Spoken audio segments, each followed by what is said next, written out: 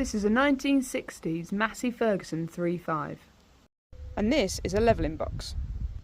There's a gear in here attached to this crank arm, which attaches to the gear on the end of the shaft. Turning the crank arm winds the shaft in or out from the forks. This changes the levels of the link arms.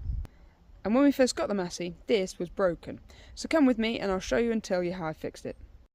So here we are, this is it in the frame. We've taken everything apart. Crank arm, split pin, this is broken, need to replace it. Head of the gear here that sits in the side and locks into the other gear which is inside the head.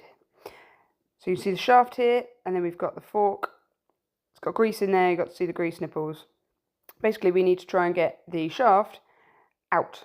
We're going to hit the head of the gear to get that plate out, because we're going to knock it down onto the actual gear which is attached to the shaft, which we've done here. As you can see, there's loads of grease. Take that off. As we've hit that with a hammer on the sides, that's protected the gear. Really greasy, so we'll give that a clean up there. As we can see, nice, looking nice and clean under here, and actually in quite good nick, this gear. So now the easy part, surely, is going to be getting the shaft with the gear off and out of the fork at the bottom. So you can see there, it's completely corroded. I've put some degreaser and some penetrating lubricant down in here. Trying to turn it, I did accidentally burr it a little bit, but what can you do? I've also heated it out with a blowtorch down on the fork there, and you can see that we've got a little bit of movement. I'm going to show you that in just a second. Just there's a little tiny bit of movement. You can see the grease moving in there. So we are making progress at the moment. So the only thing that we need to do now is try and free this fork off of the shaft and off of the thread. So we've changed the position in the vise. We're trying not to damage that shaft, which we will a little bit. Here we go, starting to get some movement after heating it up.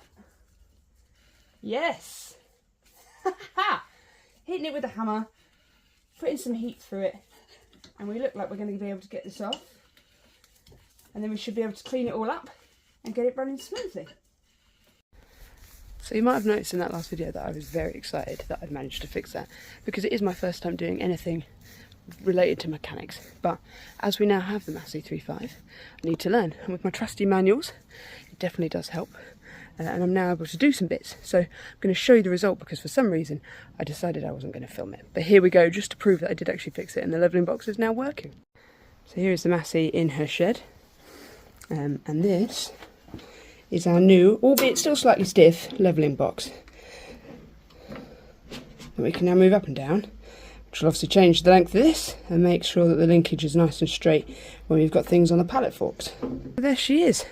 Just a little bit more fixed than she was before.